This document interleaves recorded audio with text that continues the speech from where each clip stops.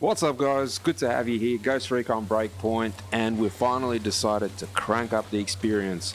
We're running no HUD, we've turned off crosshairs, we're running the enemy AI on elite difficulty, so maximum damage. They're deadly as fuck. We're going to be doing quite a bit of firing over the shoulder too, which is quite difficult with no crosshairs. It's also something I'm not quite used to with the hours I put into this game, which is about 60 playtime hours worth. I've barely done any third-person shooting in this game. So that there,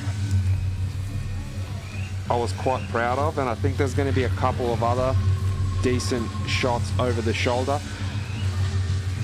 But we are running partial health regeneration, and the HUD indicators that we are going to see are enemy detection. So I'm still relying on enemy detection. Potentially when they call in reinforcements, we are going to have a display come up for that as well. We've obviously got the subtitles, as you just saw. And we are relying on our teammates to an extent. We are going to have some sync shots. So not everything is to the highest standard that you see some 100 plus hours players use, but I did take a lengthy hiatus from this game, so this is still me trying to get into the groove, but also challenging myself to the extent of having really cranked up that enemy AI. No HUD, no mini-map, which was something I heavily relied on. Good work, Fury. This helps. And it does change my playstyle quite a bit, so I did used to be, even in my previous videos, if you've seen any of them, you can note that I'm quite hot-tempered. I'll rush in, there'll be a lot of flailing, quite heavy on the assault. Now it's a lot more self-paced, taking it quite slow. And another thing I found is quite a lot of enemies, just like this dude, will just sneak up on you. That drone was there right behind me. We almost get down here. Now luckily I think the partial health regeneration is what saved us, because the drone damaged us quite critically here. Get your ass to some cover. We've also got syringes set to heal injuries, so we don't need to use bandages.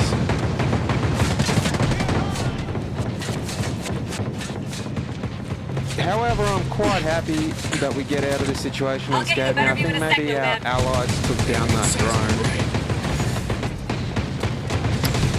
But like I mentioned, the Ghost Recon experience now is totally different because of the way I have to pace myself, my angle of attack. Really have to scan for enemies, and that's where I do find the third-person shooting mechanic over the shoulder a lot more useful than just aiming down sights.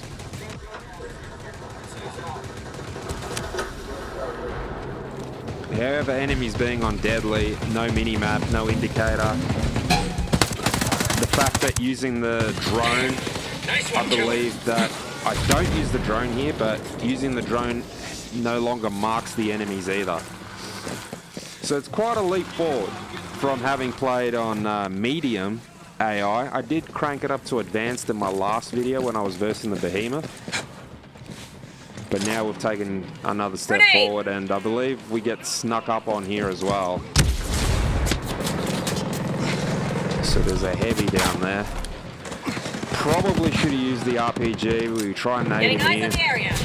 He survives, and right here is where we almost get downed again. Get him! Yes, I was quite perplexed on the enemy that got scanned by Fury. And he just came out of nowhere, almost downed me. So very reliant on the syringes. Now, if I had syringes don't heal injuries, I probably would have been done by now.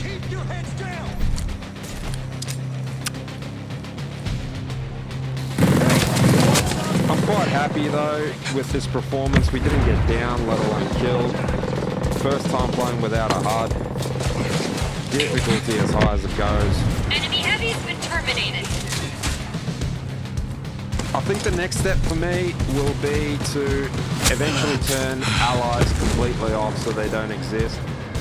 Maybe to build up to that, I'll turn off the allies' abilities. So have Fury uses the drone to scan enemies. Even though it does seem to be a little less frequent.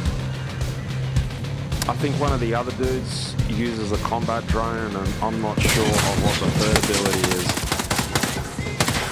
And yeah, hit markers are on, but that gives me that little bit of satisfaction.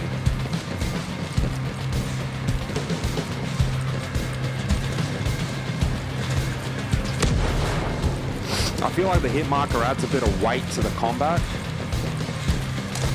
It makes a headshot just that little bit more satisfying. It's like the crunch when you're eating potato chips, you know.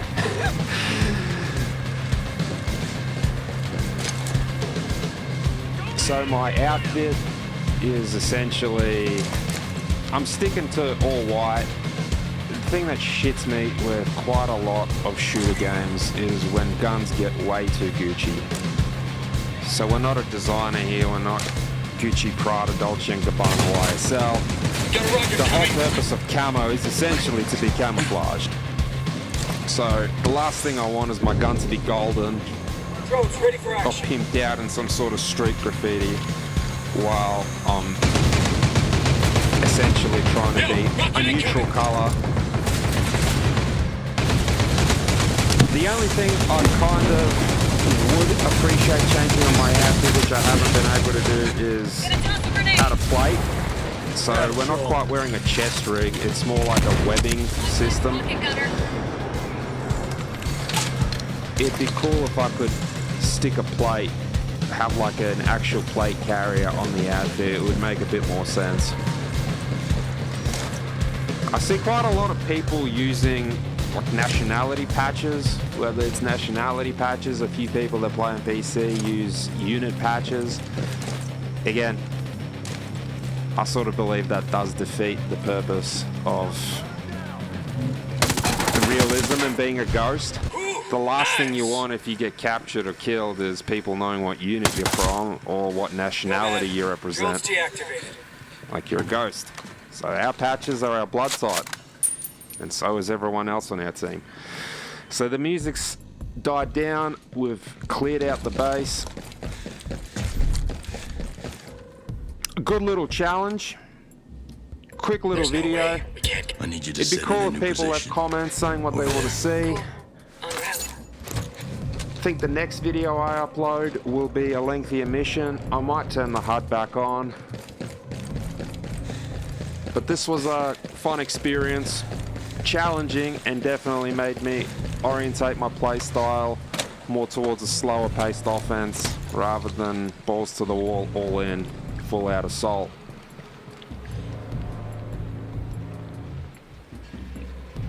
The game does look outstanding though, and as you can see, mission objective completed. Alright, thanks for tuning in. If you stuck around to the end, appreciate it. We'll see you in the next one.